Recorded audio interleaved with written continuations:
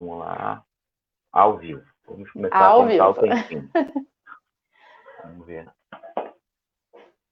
Dá tempo aqui, enquanto as pessoas estão entrando, Sim. eu vou compartilhar na minha página.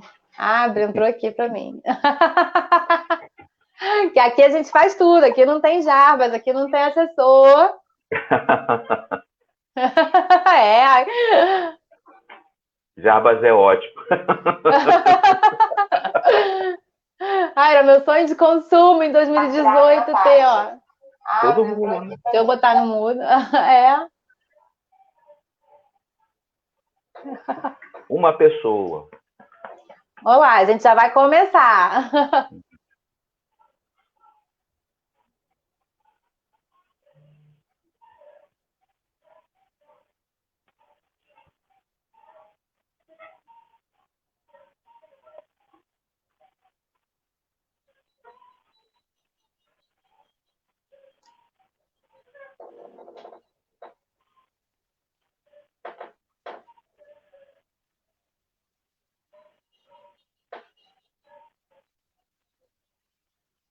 As pessoas estão entrando, eu vou.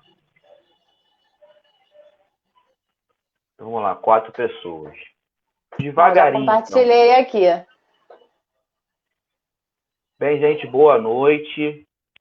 Estamos conversando. Oi, Fernanda, tudo bem? Boa noite, comadre. Estamos começando mais uma live. Devagarinho, sem pressa, igual o Martinho da Vila.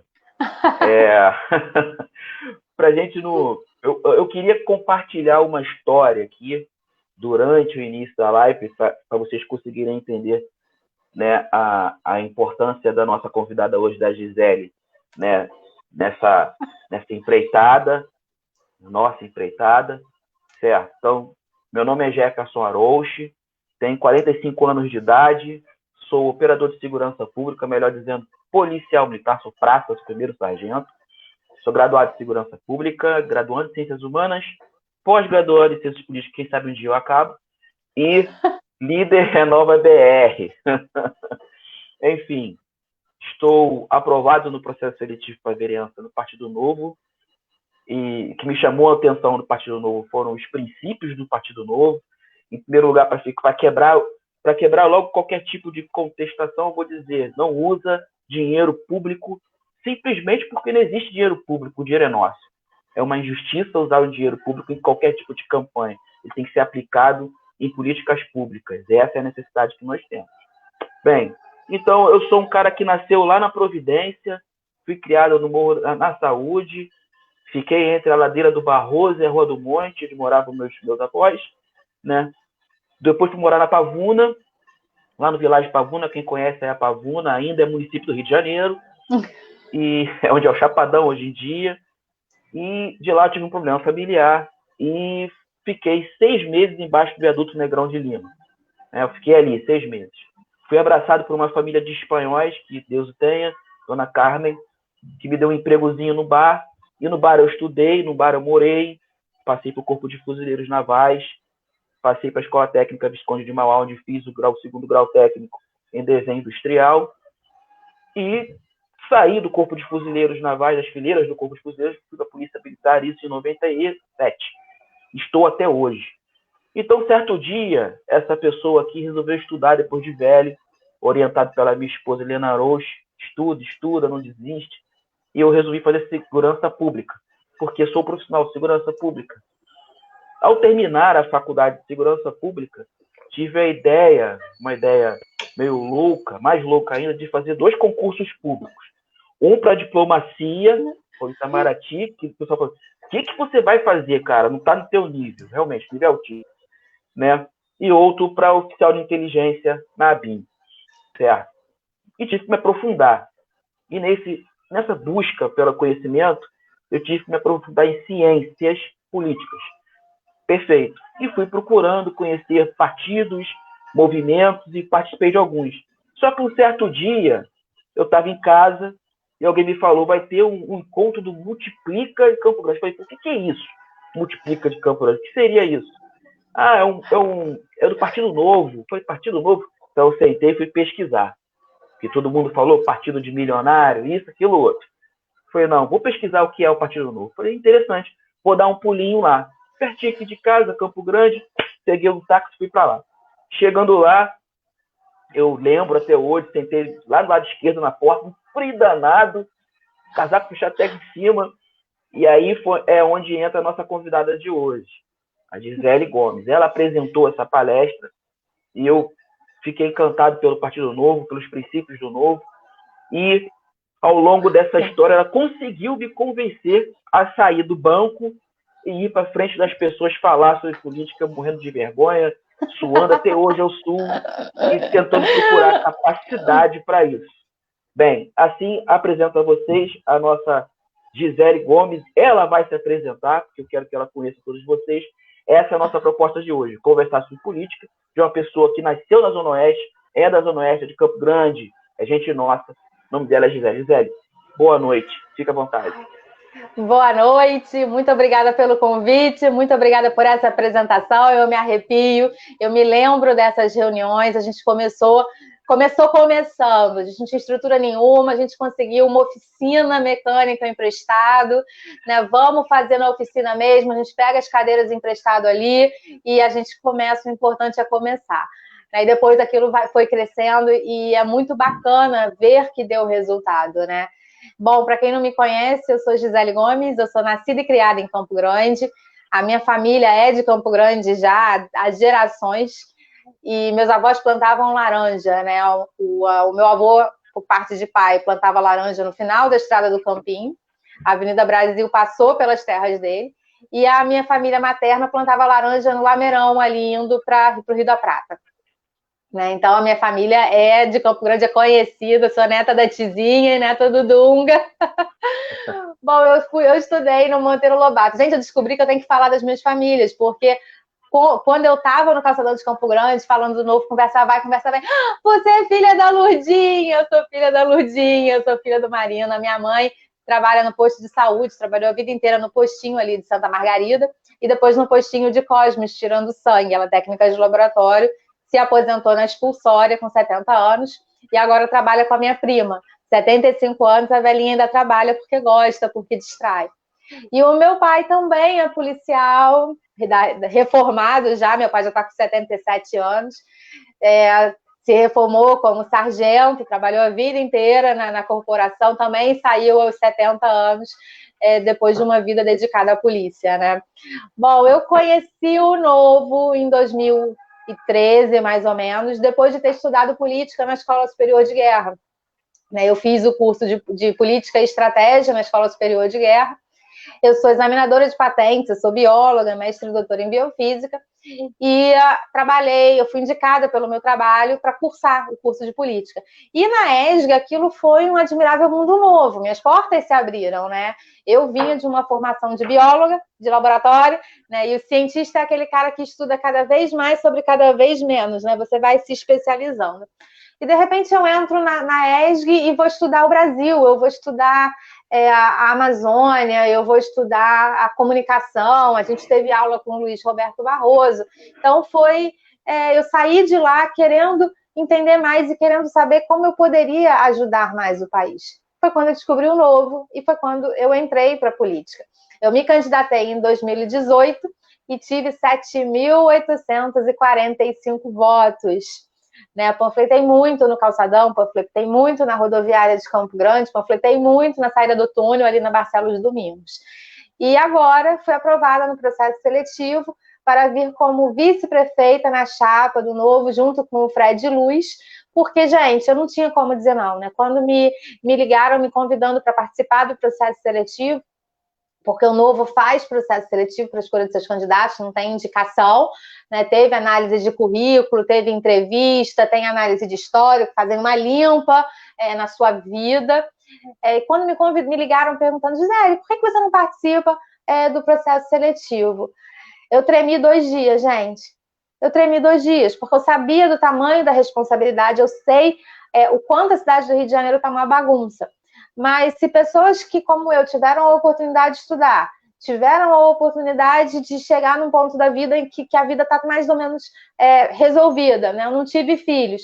Se pessoas como eu não entrarem para a política para ajudar, a gente vai deixar nas mãos dos caras de sempre que fizeram a bagunça, né? Que deixaram a situação chegar onde chegou.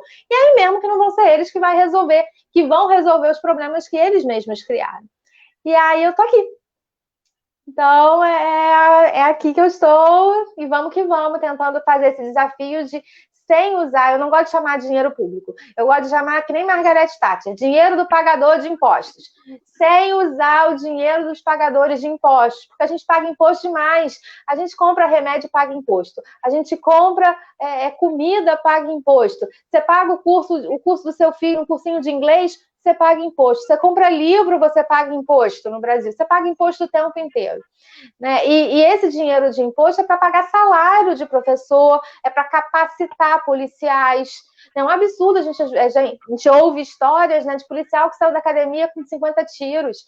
Né? Então, assim, a gente precisa usar o dinheiro do pagador de impostos para não ter ninguém internado na maca, no corredor do hospital.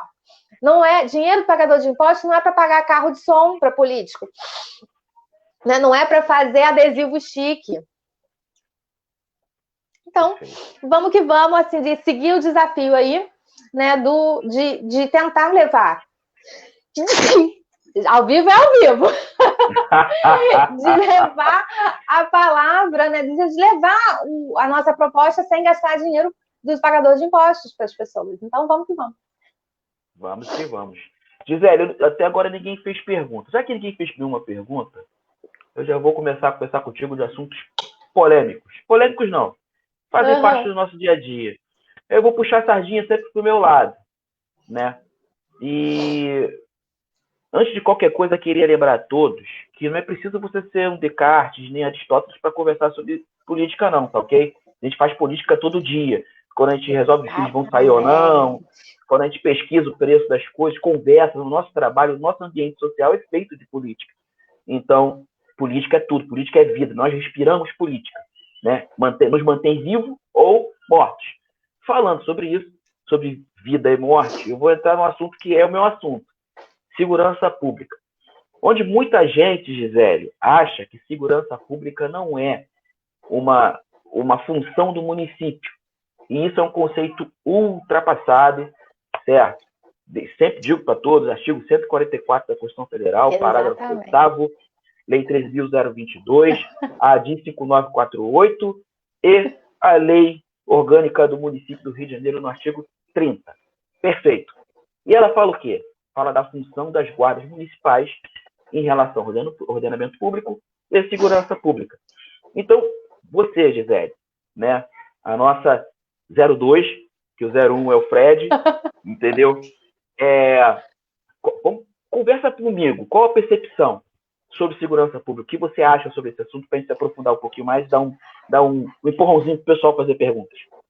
Segurança pública, inclusive, foi uma das minhas pautas em 2018, quando eu concorri a deputada federal, até por causa do meu pai, eu cresci ouvindo isso. Gente, se tem uma coisa que me irrita, né, eu brinco que eu sou motivada pela raiva, as coisas me irritam, a injustiça me irrita. E uma das coisas que me irrita é quando o prefeito fala que segurança pública não é problema dele. Ah, a polícia militar é do Estado, a polícia civil é do Estado, o tribunal é do Estado. Segurança pública é problema de todos. É problema do governo federal, que faz o Código Penal, que redige a lei de processo penal, e é problema do Estado e é problema do município. Eu vou dar um exemplo bem prático para você que está aí em casa entender. O Rio de Janeiro é um dos lugares com maior quantidade de roubo de cargas. Isso é violência. Roubo de cargas. Vai me dizer, me diga a verdade. Quantas vezes você já não viu, de repente, um monte de gente vendendo o mesmo produto? Né? Inunda as barraquinhas. Isso, muitas vezes, é carga de roubo. É fruto do roubo. Né? Então, se o cara que rouba ele não tem onde vender, ele não tem como passar aquela mercadoria adiante, ele não tem motivação para roubar. Quando ele tem como passar aquela mercadoria adiante, aquele roubo de carga vira uma fonte de renda. Então, se a gente quer acabar com o crime de uma vez, a gente tem que pensar no crime no começo, na teoria, na parte conceitual, que vem lá do governo federal, e na ponta, que é o que a gente vive no município. né? As pessoas vivem na cidade, ninguém vive no Brasil. A gente vive na cidade, é na cidade que a gente tem os nossos problemas, é na cidade que a gente é assaltado, é na cidade que passam arrancando o nosso cordãozinho, né? Até aproveitar, hoje eu botei um cordãozinho, eu falei assim, vou aproveitar que eu tô em casa, né? Porque na rua você não consegue usar. Porque senão, me passaram outro dia não, tem alguns anos, aprendi, não faço mais, e fiquei com isso aqui tudo arranhado. Né? E isso, a gente vive nas cidades. E a Guarda Municipal é uma excelente fonte para evitar os crimes de ocasião, que é aquele crime que você está caminhando. Por exemplo, o cara olha e fala, vou lá. Então, esse tipo de crime é um dos crimes que a Guarda Municipal tem condições de combater. A gente precisa da guarda, inclusive para deixar a polícia militar, que é mais especializada, fazer outras coisas mais importantes, para a gente não precisar colocar a guarda no calçadão, para a gente não precisar colocar a PM no calçadão, para a guarda ficar no calçadão, para a PM fazer outras coisas mais importantes. A gente tem um problema de segurança pública estrutural aqui no Brasil, né? Muita coisa precisa ser revista. Sim, Gisele. Já temos 2 perguntas. Bem, mas eu vou finalizar o que a Gisele disse. Vou fazer uma analogia. Eu estava lendo um artigo há alguns dias, exatamente da Escola Superior de Guerra, sobre inteligência e segurança pública. E lá diz que, certa vez, nos Estados Unidos, né, tinha uma bacia petrolífera, eles queriam, né, tentar explorar, mas existia ali uma aldeia de índios. E eles se alimentavam de bisões. Então, qual foi a alternativa que eles tiveram para não provocar guerra? Eles mataram os bisões, né? E tiraram o atrativo daqueles índios ficarem ali. Eles se afastaram porque não tinha mais o principal animal da cadeia alimentar deles e não teve guerra. É duro falar sobre isso, mas é o que a gente precisa fazer. Afastar aquilo que alimenta o crime, que alimenta a violência urbana, para que ela não aconteça. E a gente tem uma ferramenta realmente, Zé, muito importante. São 7.533 homens, 580 milhões de orçamento, 23 milhões em cada operação da Guarda Municipal. Isso tem que ser bem empregado. A maior efetivo do Brasil. A Guarda Civil Metropolitana tem 5 mil homens. Sim. É muito mais fácil. 40%. Faz muito mais sentido você pegar essa guarda municipal e treinar essa guarda municipal, que já está ali, que já existe, que já é paga e que tem previsão constitucional para isso, do que os malabarismos que se oferecem, né? Perfeito. Então a gente tem como aplicar isso de maneira tática e principalmente usando dados de inteligência. Nós temos o SISBIN, que é o Sistema Brasileiro de Inteligência. Ele já existe para isso. Ele precisa ser municiado e o município precisa usar, né, esses dados. A gente precisa de compartilhamento de informações de inteligência, né? Esse era um dos meus projetos em 2018, né? A necessidade de inteligência. Inteligência, quando a gente fala, não é no sentido comum da pessoa falando é inteligente, não. É conhecimento, é informação, é fofoca, né? A gente precisa saber o que está acontecendo, quem está com quem está trabalhando em tal lugar, né? E é essa informação que permite que a gente evite que o crime aconteça. O crime ele não precisa ser só combatido ali na violência no final. Não, ele precisa ser prevenido. E a gente previne o crime com inteligência, com informações, né? Inteligência de CIA. Pensa em CIA. Exatamente. O tal do conhecimento sensível, produção de conhecimento sensível. Exatamente. Inteligência é o pilar central da segurança pública, tá? É o que a gente realmente precisa para ter segurança. Perfeito. Bem, eu tem não sei pergunta aí? Tem tantas perguntas, vamos lá. Queiroz Benatti. Jefferson, boa noite. Jefferson e Gisele. No seu ponto de vista, no que diz respeito à educação pública municipal, o ensino fundamental tem possibilidade de ter por tempo integral nas escolas, como já foi anos atrás na rede pública estadual, os chamados brisolões? Gisele, você responde? E depois eu falo alguma coisa. A ideia da gente ter ensino integral é ótima, tá? Mas eu costumo dizer que prioridade a gente só pode ter uma. E a situação do ensino no município do Rio de Janeiro está de sentar e chorar. 50% das crianças chegam ao final ao final do terceiro ano, né, do primeiro ciclo, ou seja, com 9 anos de idade, sem saber ler e escrever. Algumas até conseguem ler, mas não conseguem interpretar aquilo que leem.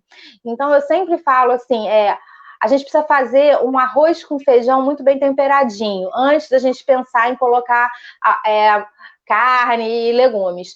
Porque se a criança não sabe ler e escrever, todas as portas estão fechadas para ela. A gente não consegue nem oferecer a essa criança, que um dia vai virar adolescente, um ensino profissionalizante. Essa criança não vai conseguir receber uma apostila de corte e costura, uma apostila de elétrica, né? Simplesmente as portas para essa criança se fecham. Então, a prioridade zero na educação é fazer com que 100% das crianças leiam ao final do primeiro ano, seja ali por volta dos 7 anos de idade, para que elas consigam seguir na educação, que elas não saiam, que a questão da evasão escolar que é um problema muito grande. O Rio de Janeiro já tem pouco menos de 30% de escolas do município com ensino integral. Tá? E a gente verifica que o ensino integral não necessariamente melhora os índices de educação, os resultados lá no IDEB. Então, eu concordo que o ensino integral é uma meta, mas é uma meta de médio prazo. A gente está falando aí de curto prazo, fazer com que as crianças saibam ler e escrever. A gente também não pode prometer mundos e fundos, né, quando a gente não está tendo o mínimo, que é o arroz com feijão. Se todas as crianças, eu digo que essa meta da educação é a meta que eu mais tenho carinho, porque se a gente conseguir fazer com que todas as crianças aprendam a ler e escrever ao final do primeiro ano, eu já vou me sentir agradecida, porque isso abre portas, isso abre muitas portas. A educação é a base de tudo. Perfeito. Queiroz, eu vou te falar o seguinte, nós temos hoje na rede municipal 641.500 crianças. Esse número vai aumentar após a pandemia, por 2 motivos. As escolas particulares estão quebrando, as pessoas estão deixando de pagar porque não tem serviço, todo mundo em crise econômica. E depois, porque essas crianças vão ter que ir para algum lugar e vão para a rede pública, a rede municipal. A gente está prevendo isso também. Então, o grande problema, hoje mais cedo, eu participei de uma reunião que se chamava O Futuro das Favelas, né? E falou-se muito sobre a educação nas comunidades. O grande problema disso tudo, dessa percepção que eu tive, eu vou trazer essa percepção para cá, para a nossa live, foi o seguinte: a estrutura que é montada, educacional para essas crianças e que não funciona. Um grande exemplo no Complexo do Alemão, o teleférico não funciona há 3 anos. E aquela estrutura enorme de lá ficou parada. Dentro da comunidade tem pessoas que querem fazer projetos que são interessantes. Aproximar essas crianças da cultura, porque mais da metade da população das comunidades carentes não tem acesso à internet. E essas crianças não estão assistindo a aula online. Elas estão perdendo tempo. E perdendo esse tempo hoje, onde já não temos essa percepção, que começa quando chega no 9º ano do fundamental, 15% consegue resolver um problema matemático e 23% interpretar um texto ou escrever um texto com coesão e coerência. Enfim, como a gente vai aproveitar essa estrutura que já existe, que é mal utilizada, que está largada, e pegar essas crianças e colocá-las nesse ambiente educacional e cultural, ocupando espaço, com bibliotecas e tudo mais, lá dentro, para que a gente tenha no futuro algum futuro. Porque isso vai trazer um reflexo no dia a dia da gente, violência urbana, segurança pública, tudo vai ter um reflexo. Produção de conhecimento científico no Brasil, a gente não produz conhecimento científico. Um grande exemplo, Queiroz, Israel não é o único, não, Jordânia também, são os 2 únicos países do Oriente Médio que não têm bacia petrolífera. Eles produzem profissionais.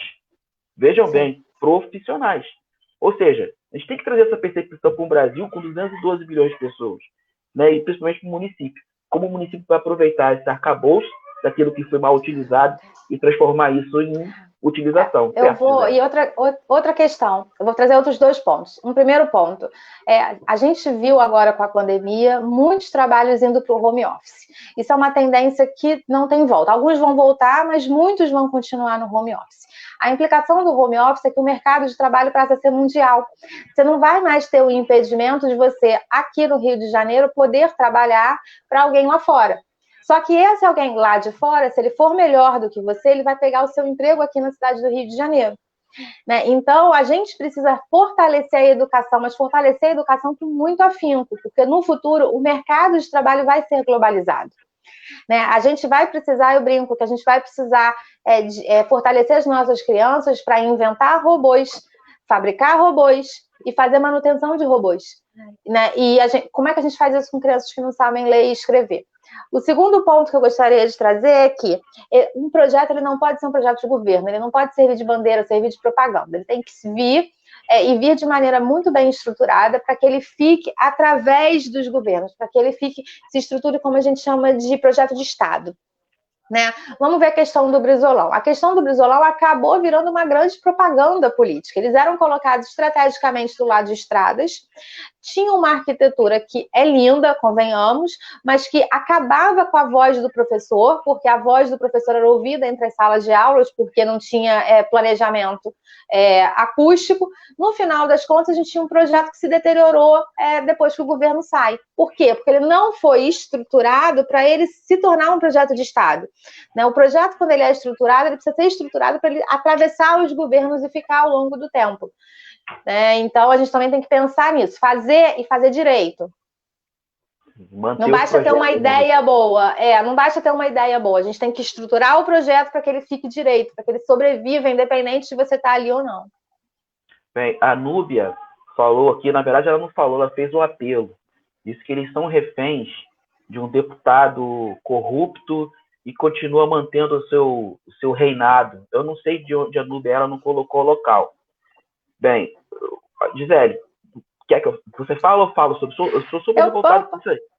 Isso me irrita, porque isso é verdadeiramente a velha política, né? Eles vendem, eles constroem dificuldades para vender facilidade. Eles mantêm a situação, a fila da saúde, por exemplo, é uma caixa preta. E eles mantêm essa fila como uma caixa preta, porque depois eles vendem a laqueadura, vendem a cirurgia de catarata, né? Então, assim, eles têm interesse em manter a confusão, para depois vender favor, porque favor não tem preço, né? Isso, para mim, é um absurdo. A gente tem que resolver as coisas para que você nunca mais precise ligar para um político, para que você nunca mais precise pedir um favor. Resolver as coisas de maneira sólida, de maneira concreta, ao longo do tempo, né? Esse tipo de coisa me revolta. A gente não é monarquia. A gente não é monarquia porque o cara se elege, depois ele elege o filho, elege o neto, e a gente se comporta como se a gente fosse súdito, né? A gente não é monarquia. Se for monarquia, vamos fazer monarquia direito também, não é essa que a gente está tendo aí. Isso, o assunto me deixa revoltada. Vou dar só um exemplo aqui para você, Núbia. Eu costumo falar que, eu gosto de falar sobre isso, que pior do que a corrupção são os atos corrompidos. Os atos corrompidos são aqueles caminhos quebrados, fracionados, que eles deixam para que eles façam projetos que não cheguem a lugar nenhum. A maioria deles são inconstitucionais, criem cada vez mais leis que não vão chegar a lugar nenhum, porque o Brasil é o país das leis e que não dão certo, 20% deram certo, leis que pegaram, o pessoal costuma falar isso, e eles continuam fazendo as mesmas coisas, mas a culpa também é um pouquinho nossa. É nossa quando nós trocamos o voto. Eu entendo que a população brasileira, como um todo, ficou tão carente de tudo, que qualquer coisa que ela faça para conseguir ter comida na mesa, né, conseguir ter uma vaga no hospital e criança na escola, ela se sente tão feliz com aquilo que recompensa o mal intencionado com votos. E a situação não é essa. Essas pessoas estão se aproveitando da população brasileira, população carente. E nós, quando trocamos votos para conseguir uma laqueadura de trompas, fila na escola, vaga na creche, vaga na clínicazinha no posto de saúde, nós estamos trocando votos, estamos proporcionando que esse problema que você acabou de falar continue e não seja quebrado. É isso que tem que acabar. Essa troca tem que acabar. Exatamente. A gente tem que votar também, né? A Zona Oeste tem 50% dos votos brancos, nulos, ou a pessoa não se dá nem ao trabalho de comparecer no dia da eleição, né? E muita gente fala assim, esses políticos todos que estão aí não prestam, vou lavar minha mão e não vou ser responsável por isso. Lê do engano. No Brasil, todos os votos contam, inclusive os votos de quem não vota. Então, quando você não vota, quando você vota nulo ou quando você vota em branco, na realidade, você diminui a quantidade de votos que precisa para um político ocupar a cadeira. Então, o seu voto nulo também ajuda o político ruim a se eleger. Então, vota. Né? Se os políticos que você acha que estão aí não te satisfazem, por que não você não se candidata? Por que você não se coloca ali naquele lugar? A gente precisa ser um cidadão político, entendendo que ser um cidadão político significa votar e poder ser votado também. Perfeito. Temos mais perguntas. Gisele, tem muitas perguntas. Opa! Estou começando a me perder aqui. Vamos lá. Olha, gente, não estou puxando sardinha para ninguém, não, mas eu vi uma senhora chamada Helena Roche e vou pegar a pergunta dela, tá bom? A gente sabe que não. Ela pergunta o seguinte, Gisele: o marco do saneamento básico foi algo muito esperado. Qual a opinião de vocês sobre o assunto? Nas suas mãos, Gisele. Opa, assunto técnico. Gente, saneamento para mim é básico, né? A gente sempre lembra que a saúde é uma preocupação muito grande do brasileiro, está sempre entre as primeiras preocupações do brasileiro, só que a gente está falando de saúde no momento que a pessoa tem um esgoto andando, né, correndo na frente da casa dela. Mais de 50% dos domicílios aqui no Rio de Janeiro não tem tratamento de esgoto. E eu vou dizer mais, eu estudei isso na faculdade, eu fiz uma matéria que era impactos nos ecossistemas marinhos. Aqui no Brasil, a gente considera jogar esgoto in natura no mar como tratamento de esgoto, se ele for por um cano submarino e jogar lá na frente, né? Isso é um absurdo, porque a gente está jogando esgoto in natura, a gente só está jogando lá no mar aberto, mas é esgoto que não tem tratamento. Como é que a gente considera isso um esgoto tratado? Sem contar o que a gente faz com a Baía de Guanabara, né? Com as lagoas de Jacarepaguá, a região da área de planejamento 5, que é a zona oeste distante, né? Eu brinco de que é a faroeste, que inclui Campo Grande e tudo mais, a situação é ainda mais caótica. E o que acontece? A gente tem uma série de questões jurídicas que a gente não vai entrar aqui no mérito, por eu não deixar o negócio chato. E essa legislação federal era o marco que a gente precisava para ir descendo na escadinha, né, estado, município, para conseguir fazer os contratos. Hoje a gente tem um contrato com a SEDAI. A SEDAI é uma empresa do estado do Rio de Janeiro, não é uma empresa do município, mas é o município que tem que lidar com isso. Então, o município do Rio contrata a SEDAI, que é uma empresa do estado, e a SEDAI, 75% da receita da SEDAI é do município do Rio.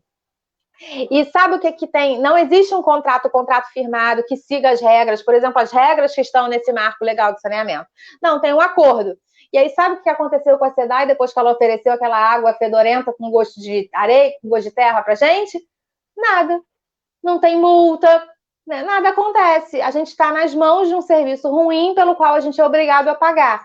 Então, assim, quando a gente pensa em saneamento, a gente tem que pensar em água tratada na sua torneira. Você vê nos filmes, né? A gente vê os filmes, o pessoal lá nos Estados Unidos pega o copo, bota na torneira e bebe a água, né? Aqui a gente filtra, refiltra, compra o filtro caro com carvão, né? Então, saneamento é água tratada, é coleta de esgoto na sua casa. Muita gente tem o esgoto coletado, mas não tem o esgoto tratado. A região de Barra, Recreio, só tem coleta de esgoto, tá? Não tem tratamento, não. Então, coleta de esgoto, tratamento do esgoto e a parte de lixo, a parte de resíduos, né? Então, eu sempre brinco eu falo sempre com meu pai, que aqui em casa, eu moro em Copacabana, eu faço coleta seletiva. Ai de mim se não fizer, a gente toma multa aqui no prédio, né? Então eu tenho duas lixeiras, a lixeira suja que fica em cima da pia e a lixeira limpa que fica embaixo da pia. Então assim, comi um pote de requeijão, um pote de iogurte, passo uma aguinha e jogo na lixeira limpa porque vai para a coleta seletiva. Quando você começa a fazer a coleta seletiva, você vê a quantidade de lixo que não é lixo. E se você não tiver essa coleta, esse lixo que não é lixo vai para um aterro sanitário, né, e vai como se fosse lixo, como se fosse resto de comida, o que não é. Né? Então, a questão da coleta seletiva do plástico, né, principalmente do vidro do plástico. O vidro, gente, o vidro é tão fácil de reciclar, me dá um dó quando eu vejo o vidro sendo jogado no lixo. É uma questão, eu falo isso como bióloga, essa é uma coisa que me revolta. Né? Tem tanta coisa que dá para fazer, o vidro, ele, na maioria das vezes, ele não precisa nem ser reciclado. Ele pode ser reusado na mesma garrafa de cerveja, né? Ele vai continuar sendo usado como garrafa de cerveja, é só lavar. Então, esse tipo de coisa me revolta porque você para pensar no Japão, né? O Japão, sei lá, ele cuida, eu acho que de 98 ou 99% do lixo. Daqui a pouco eles vão importar lixo. Bem, saneamento básico. Tem muita gente falando sobre saneamento básico. Vou responder tanto Tomás quanto a Helena. A Gisele já deu uma aula. Eu também vou tentar não ser chato. Eu acho que é o principal problema do Brasil. Para mim é o saneamento básico. É o principal. Metade da população brasileira não tem acesso a esgotamento sanitário. Isso é crítico. E uma boa parcela, quase a metade também, não tem acesso à água potável. Existem crianças, existe uma estatística que 43% das crianças no Brasil, em escolas de educação fundamental, não tem esgoto sanitário nessas escolas. Imagine o que é isso. Você está estudando com uma vala passando dentro da escola. Gente, isso é verdade. Coisa me revolta. Sim. Entendeu? Então, o marco, para mim, Gisele, foi um pontapé inicial. Na verdade, gente, o marco, ele está ratificando, né? Dedo engano meu, mas ele está ratificando a Lei 11.445, que é a Lei de Saneamento Básica, que foi criada, mas ninguém nunca aplicou a lei, de fato. Existe uma série de dispositivos de fiscalização e de penalização daqueles que quebrarem qualquer diretriz ao meio ambiente. Agora, trazendo isso aqui para Campo Grande, para a AP5. A AP5 são 22 bairros, compreendido aí em quase mais de 573 quilômetros, a Zona Oeste, certo? Era dividido por 3 sub-regiões. Uma região da AP5 despeja na Baía de Guanabara, sobrecarregada e acabada a Baía de Guanabara. E outras 2 despejam na Baía de Sepetiba. Quem conhece a Zona Oeste adora a Baía de Sepetiba. Eu adoro sentar lá no Bar do Bill, pedir uma sardinhazinha, beber uma cerveja gelada. Brisa. Coisa maravilhosa. Mas as pessoas estão sofrendo com cada vez mais a morte da Baía de Sepetiba. E por que isso acontece? O esgotamento sanitário ele é feito em 4 fases. A coleta, como bem a Gisele disse, a transmissão, o tratamento e o despejo limpo, tratado. Só existe a primeira. E nós pagamos nas nossas contas uma taxa. Não é isso, Gisele? Que deveria ser uma... Na verdade, não deveria ser uma taxa. Deveria ser uma... Meu Deus do céu. Eu vou lembrar. Me fugiu uma tarifa. E detalhe, eles cobram a gente pela água usada. Então, se você usa uma caixa d'água de água, né, vamos falar assim, pensar um volume, ele cobra o dobro daquilo para compensar o esgoto, como se ele estivesse tratando aquele esgoto da sua caixa d'água que entrou pelo cano. Não, só que ele não trata. Ele cobra, mas ele não oferece o serviço. Você paga o valor da água mais esgoto, mas na realidade você mal está tendo a água, você está tendo a água com geosmina.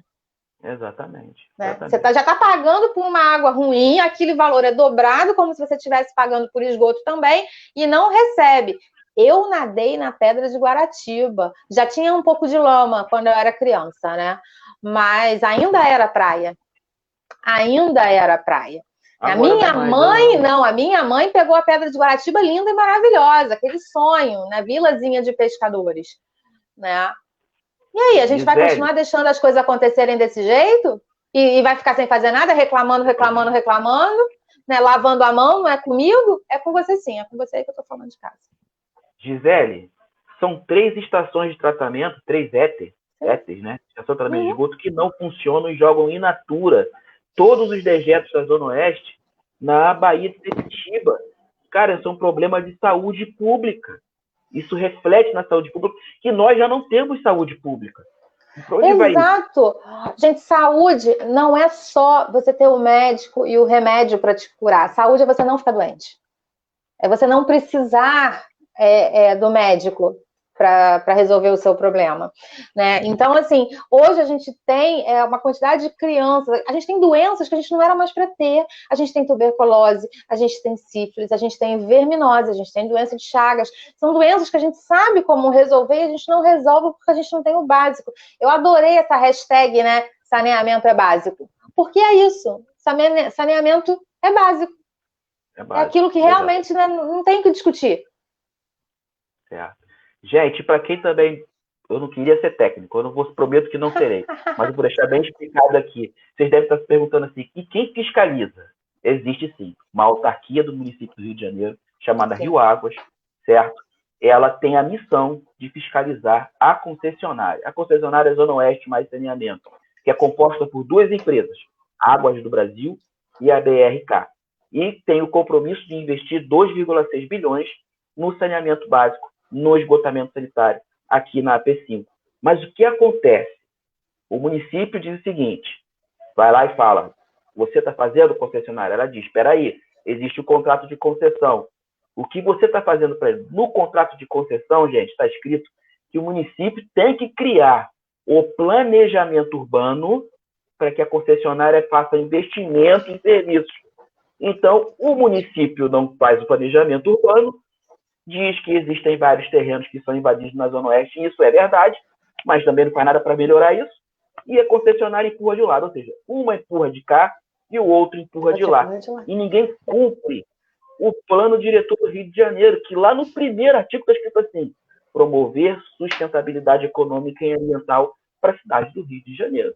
Está vendo o tamanho do problema? A gente precisa mudar isso. Sim. Né, Gisele? Exatamente. Temos tantas perguntas.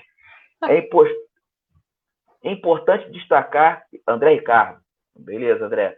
É importante destacar que, como de costume, a esquerda votou contra o marco do saneamento.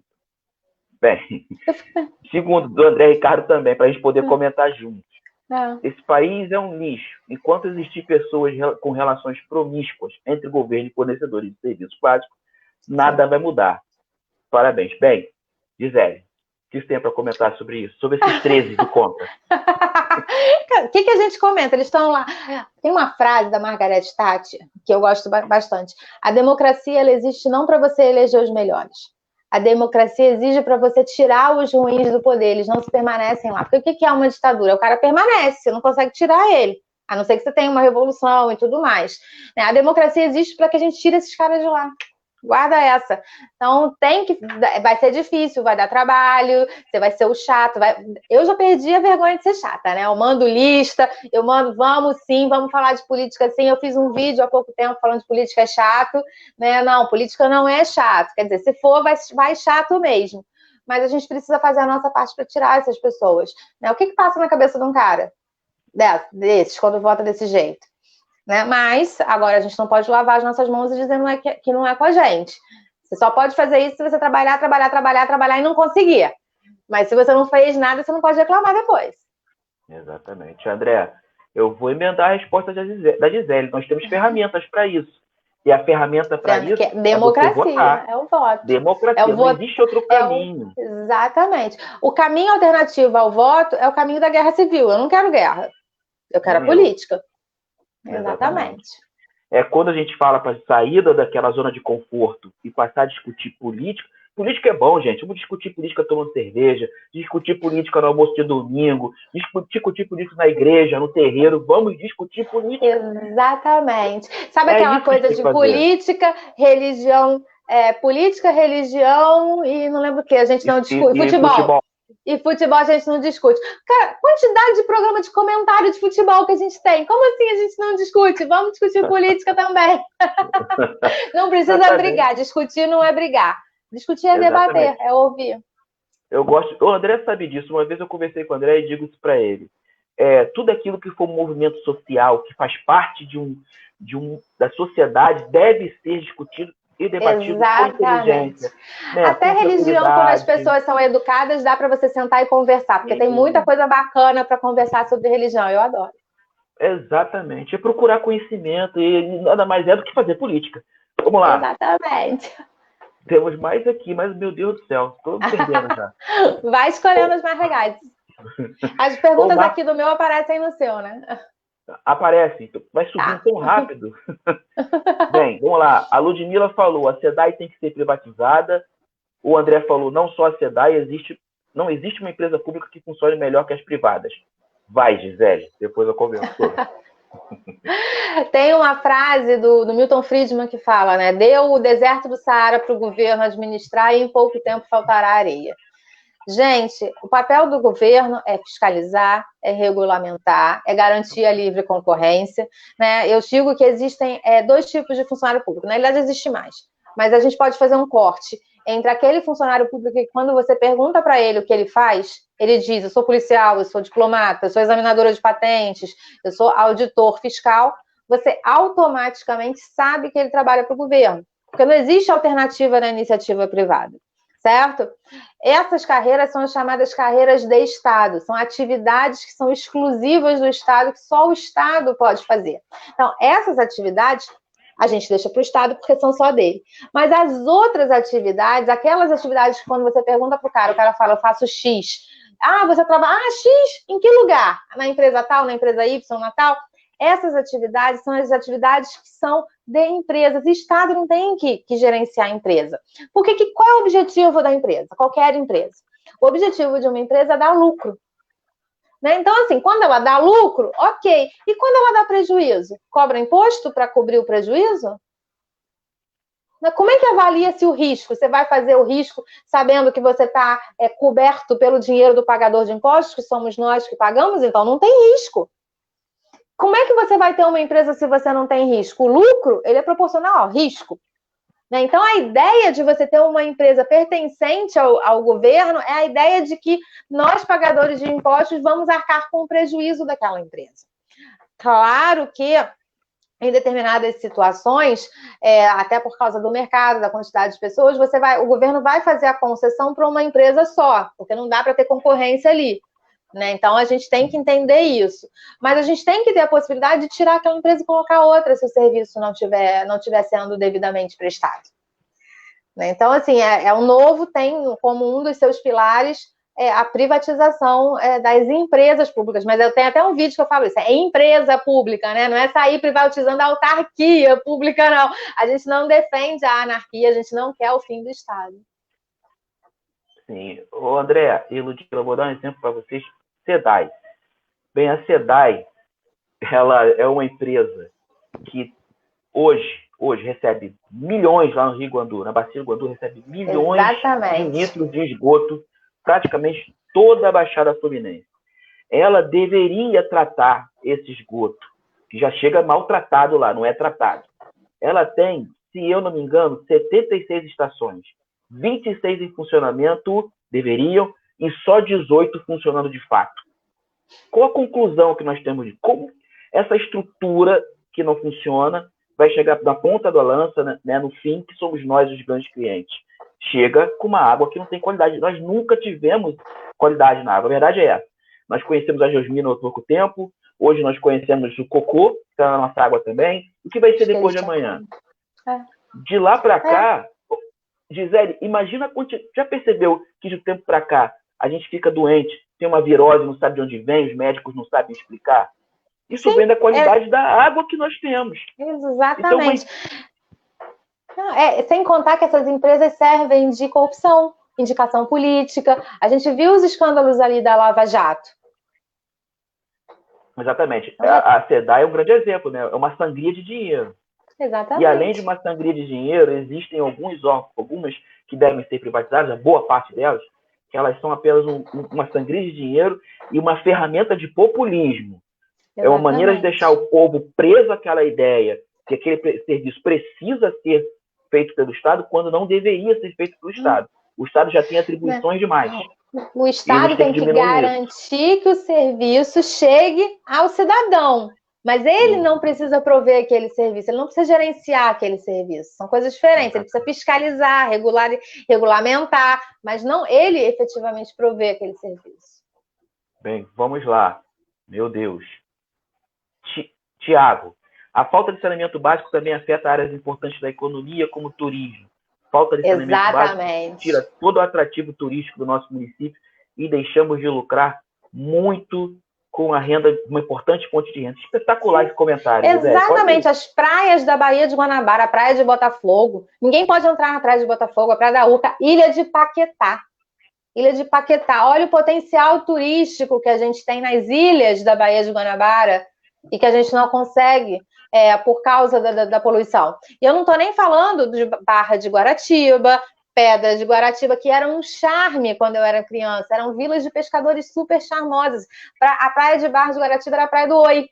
Né? Então, porque você ia para Barra de Guaratiba comer um peixinho, era oi, oi, oi, oi, oi. né? E a gente não está aproveitando esse potencial turístico que a gente tem. Saneamento. Perfeito. Eu vou te dar um exemplo de. E como é que você fala para um gringo assim, ó, não bebe água da torneira, não, tá? Aqui nos hotéis no Brasil não tem copinho do lado da torneira da pia, não. É para botar escova de dente quando tem. Gisele, vou te dar um exemplo. Eu fui tomar um chopp outro dia em Barra de Guaratiba e eu conversei com um senhor, ele é o responsável pelos restaurantes, representante de restaurantes da Barra de Guaratiba. Eu conversando com ele, ele falou assim, eu falei, como é que estão as coisas? Ele falou, isso antes da pandemia. Ele falou, olha, seu Jefferson, eu vou desistir. Eu tenho 30 anos aqui, eu vou desistir. Cada dia está mais sujo, as pessoas deixam de vir aqui, aí, consequentemente, deixam de vir aos bares e restaurantes. O artesanato não funciona mais porque é o indireto. Ou seja, olha o tamanho de pessoas que estão perdendo a sua fonte de renda, né? Por falta de preservação do meio ambiente. Né? Vou dar um exemplo. Muita gente escutou falar aqui do Rio Sarapuí. O Rio Sarapuí, ele nasce em Bangu. Ele desemboca lá no Rio Iguaçu, mas ele está em Bangu. Ele está em Bangu, limpinho, lindo, da serra. Ele atravessa o Rio de Janeiro, ele chega em Nova Iguaçu, no Rio Iguaçu, ele já chega lá com 15% de IQA. E IQA é Índice de Qualidade da Água. Quando o Rio Iguaçu desemboca na Baía de Guanabara, ele já chega lá com 5% de IQA. Ou seja, ele não tem rio, tem dejetos. Aqui, Gisele, você conhece o Cabuçu e o Piraquê, né? Ele muda de nome. Né? Ele tem 2 nomes. Até isso ele é charmoso aqui na Zona Oeste. O rio tem 2 nomes. O nosso Rio Piraquê e o nosso Rio Cabuçu, e quem mora no Rio da Prata conhece muito bem, ele tem 38% de IQA. É horrível, mas isso quer dizer, vamos tirar as coisas boas das coisas ruins, que ele ainda tem jeito. Tem jeito. A gente tem. Compara esse rio com o Rio Carioca, que deu o nosso nome, né? Nós somos cariocas por causa do Rio Carioca. Né? O Rio Carioca não tem mais jeito. O Rio Carioca nasce na Floresta da Tijuca, desce ali por Laranjeiras, Cosme Velho. É um rio que é histórico. Você passa pelo rio, tem placas. Esse daqui é o Rio Carioca. Você olha para o chão, ele é um nojo. Então, não tem mais jeito, mas dificilmente, né? O trabalho é muito longo para isso. A gente traz isso para a Zona Oeste, para a nossa P5, gente, jeito. A gente está falando de questões de longo prazo. Educação é uma questão de longo prazo, ambiente é longo prazo, isso não importa. Né? Porque os caras querem resolver aquele problema imediato, coloca aquela escola colorida, né? E já pede voto na eleição. Por quê? Porque eles só pensam em eleição. E aí, quem só pensa em eleição não tem tempo para fazer a gestão adequada das coisas. O cara só está pedindo 2 em 2 anos, ele aparece ali para pedir voto, ele só pensa nisso, ele só se preocupa com isso. Gisele, tá me escutando? Sim, tô aqui. Ouvi. Você saiu assim, piscou para mim. Foi o meu? É você. Embaçada, mas é você. Vamos lá. Temos mais perguntas. Mais perguntas e algumas observações, né?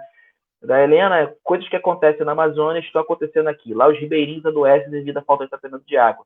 E aqui estamos seguindo o mesmo rumo. Bem, perfeito. No caso do Leonardo. Oi, Leonardo. Boa noite, irmão. No caso do município, são poucas as empresas públicas que poderiam ser privatizadas. A ameaça real é a transformação de empresas como a Colurb e a Iplan em estatutárias. Certo? Sim. Helena, mas existem projetos baratos que nossos políticos não têm interesse de fazer uso. Sim. Bem, Gisele, tem algo a comentar sobre esses comentários? Foram 3 comentários bem interessantes, bem relevantes. Comentários muito, muito interessantes, né? A Colurb, bem ou mal, ela faz um trabalho que é relevante, né? A Colurb é dentre os serviços que a gente tem aqui na cidade do Rio de Janeiro, o serviço da Colurb é aquele que a gente reclama, talvez, menos. A gente tem reclamação, claro, mas é o que a gente reclama menos quando comparados com os outros. Mas nessa questão de saneamento, a questão do tratamento da água ainda é mais complicada do que a do coleta do lixo. Né? E eu falo que a gente tem que lidar com prioridades. Prioridades. Porque se você tentar resolver tudo, você não resolve nada. Né? E a prioridade em termos de saneamento é coleta e tratamento de esgoto. mais do que a coleta do lixo, porque bem ou mal a coleta do lixo está acontecendo. A gente já tem um aterro sanitário que funciona, tem questões ainda com a usina que está tratando chorume, então tem várias coisas aí que a gente ainda precisa alinhar e ajeitar. Mas a prioridade é a questão da coleta e do tratamento de esgoto. Perfeito. Bem, tem mais perguntas, né? Fernando, eu perdi sua pergunta, irmão. Faz de novo, por gentileza. Já passou aqui subiu demais, eu perdi. Tomás, na opinião de vocês, o que deveria ser feito para recuperar nosso meio ambiente? O assunto está sendo bom, meio ambiente. Opa, meio ambiente. A gente tem várias coisas para lidar com o meio ambiente aqui, né? Além da questão da água que a gente recebe, a questão das praias. A gente tem muitas praias que não estão em condições de uso, até por causa da questão do esgoto. A gente tem a questão das florestas, né? A gente tem uma questão grave aqui de desmatamento, principalmente em comunidades que estão no morro, e essa comunidade vai crescendo e vai adentrando floresta adentro. Então, a gente vai precisar, sim, de um enfoque muito grande para evitar que isso aconteça e sem perder de vista a questão social, porque essa pessoa está fazendo isso porque ela precisa de um lugar para morar, né? Então, a gente tem que lidar com a questão da moradia. E existe um projeto interessante de usar, a gente tem espaço suficiente para isso nas linhas, em torno da linha do trem, a gente tem áreas ociosas no centro da cidade, a gente não precisa desmatar a floresta para ter área de moradia, são áreas que já têm uma certa infraestrutura de encanamento, etc. e tal, a gente não precisa desmatar a floresta. Então, a questão do meio ambiente no Rio de Janeiro, apesar de ser uma legislação de uma preocupação muito mais federal, né, aqui na prática, no Rio de Janeiro, a gente tem várias coisas a lidar em relação a isso. Perfeito. Eu vou tomar as palavras dizer da seguinte forma, emendando o que a Gisele disse. Né? O problema do meio ambiente no Rio de Janeiro, ele é pela falta de planejamento urbano. Você morou na Providência, né, Tomás? Nós moramos na Providência, primeira favela do Rio de Janeiro. E começa a partir da Providência, inclusive. Exatamente, tudo começa ali. A falta de planejamento, quando derrubaram os cortiços e tudo mais. Perfeito. A partir daí não houve mais compromisso com o planejamento urbano e, consequentemente, com o meio ambiente, certo, Zé? Exato. Gente, ano que vem... A gente pode falar de Campo Grande. A gente tinha as fazendas que depois viraram sítios e os sítios que viraram loteamento. E esses loteamentos vieram sem infraestrutura nenhuma, porque eram os próprios construtores que pegavam aquele sítio, faziam os lotes, faziam as casinhas ali, quem se lembra do bairro Adriano da década de 80, né, como as coisas começaram, faziam aquelas casinhas que eram iguais, hoje elas já estão todas diferentes, com entrada exclusiva para a estrada. Não tinha infraestrutura nenhuma. Não tinha infraestrutura, porque isso, Campo Grande foi crescendo, assim como várias áreas da cidade do Rio de Janeiro, sem planejamento prévio. Não teve um arquiteto que chegou e pensou Campo Grande, pensou, olha, aqui a gente vai colocar casas, aqui a gente vai colocar uma escola. Não, a infraestrutura foi chegando depois das pessoas. A escola chegou depois das pessoas, os hospitais foram chegando depois das pessoas quando chegaram. E aí, o que essa falta de planejamento urbano faz? Faz com que todo mundo tenha que se deslocar até o calçadão de Campo Grande. Porque a infraestrutura não chegou ao lugar onde as pessoas precisam, onde as pessoas moram. Nas cidades inteligentes, o ideal é que a pessoa more, trabalhe e se divirta, conviva socialmente num raio de 1 quilômetro. Esse é o ideal, é você poder descer e resolver a sua vida num raio de 1 quilômetro. Que você consegue fazer isso em Copacabana, você não consegue fazer isso em Campo Grande. Sem contar que você vai levar 1 hora de um lado do viaduto ao outro num dia bom. Dependendo. Exatamente. Mais uma vez, emendando o que a Gisele falou. Então, o que acontece é o seguinte. O que acontece é que a gente, aqui no Rio de Janeiro, ano que vem, vai ter de novo, vai ser feito de novo, revisto o plano... ano que vem vai ser um ano bacana. Sim, a Lei 111/11. E ela é bem feita, a lei. A lei, no primeiro artigo, como disse no início, ela fala sobre planejamento econômico, planejamento ambiental, para a gente conseguir ter sustentabilidade. Já pegando esse gancho, Gisele, eu vou tocar no assunto aqui, que a gente desenvolver isso, porque não está saindo ambiental, só fica no ambiental. O Fernando falou o seguinte, com o marco do saneamento e possibilidade de terceirização, como fica a situação de geração de energia por biomassa? existe a possibilidade Sim, de isso é abertura de bacana. novo mercado. Compra Sim. e venda de dejetos. Eu vou dar o gancho para a Gisele. Eu vou deixar a Tá. Gisele vai falar exatamente sobre isso. Fernando, lá em Viena, né, exatamente o que você está falando existe. É um compromisso, inclusive, ambiental de Viena, a geração de energia por biomassa. E isso faz parte de um projeto de cidades inteligentes, né, Smart Cities. Exatamente. O negócio é trazer isso para cá, para a gente poder aplicar. A aplicabilidade que a gente precisa. Gisele, é contigo. Antes de falar da questão da usina, eu vou falar da questão do planejamento. Até quando a gente para pensar na Barra da Tijuca, que foi um bairro planejado originalmente, a gente pega e deixa aquilo degringolar. Se você olhar o mapa original da Barra da Tijuca, as ruas internas em formato de onda, para olhar o Google Maps na Barra da Tijuca, as ruas têm formato de ondas, né?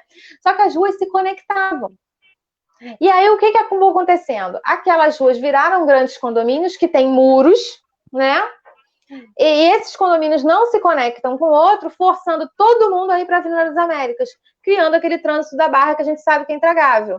Porque todo mundo é forçado a ir para a Avenida das Américas porque as ruas internamente que deveriam se conectar não se conectam mais. Então, a questão do planejamento urbano é uma questão extremamente importante e ela deve vir preferencialmente antes das pessoas, porque fazer depois é loucura, mas vai ter que ser feito. Sobre os dejetos, a gente já tem uma questão de tratamento de dejetos, já tem um contrato com uma empresa na altura do Caju, tá? Só que o chorume sai de Seropédica, vem pela Avenida Brasil e vai para a empresa. Isso eu não sei o que as pessoas tinham na cabeça quando pensaram nesse tipo de coisa, sabe, né? Enfim, é uma bagunça que precisa ser resolvida.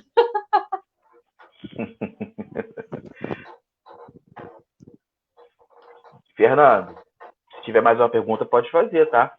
Enfim, vamos lá. Leonardo, no nível municipal, poderiam criar novos parques municipais naturais. O Parque Natural eu acho isso da muito Prainha bacana. é uma referência. A gente precisa criar pontos de lazer. Eu me lembro quando eu comecei em 2018, o pessoal falou: domingo, vamos lá para a rua de lazer em Campo Grande. Qual é a rua em Campo Grande que é fechada para lazer? Aí eu falei: nenhuma.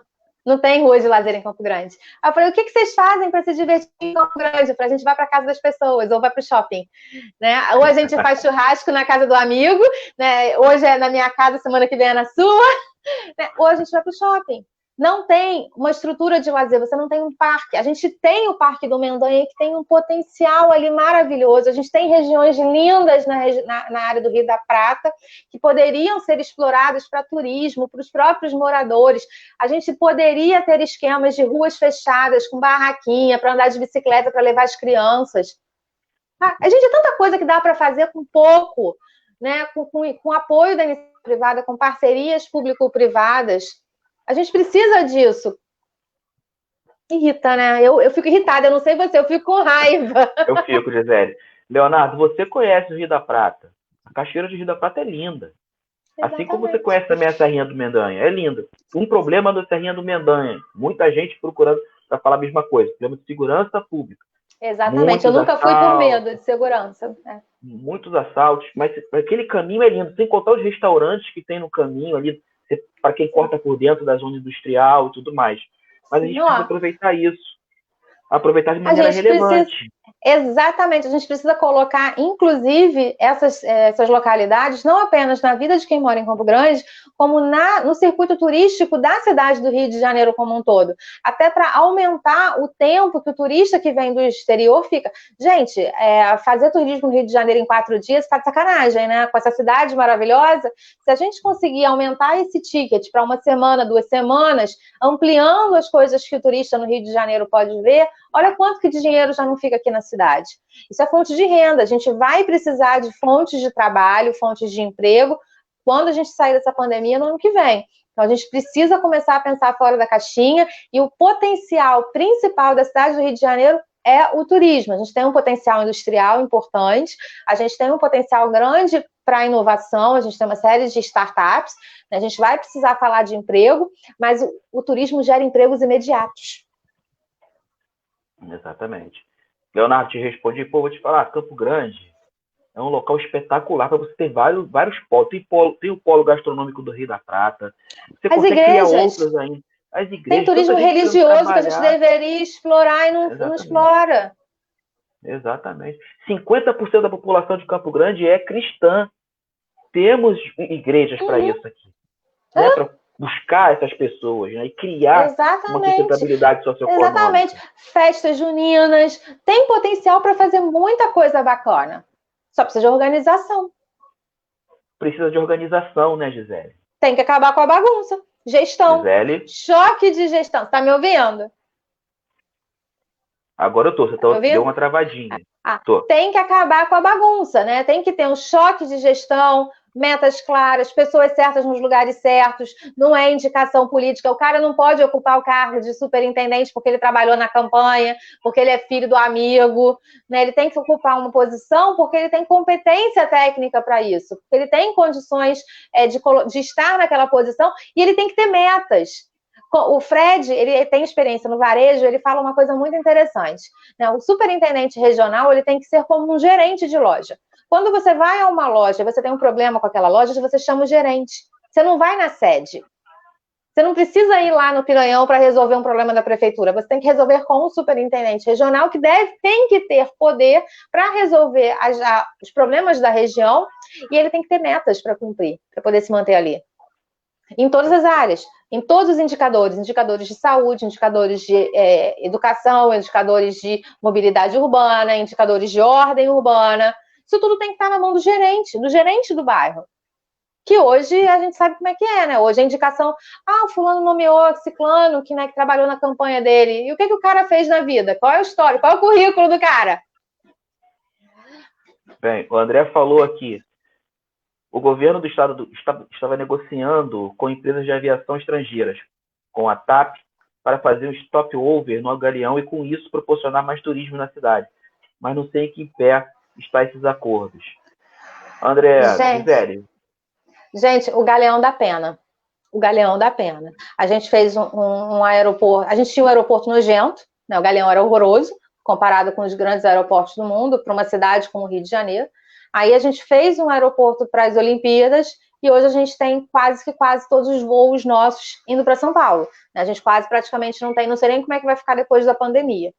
Né? Mas uma empresa aérea acaba preferindo colocar um voo por São Paulo em vez de colocar o voo direto aqui pelo Rio de Janeiro.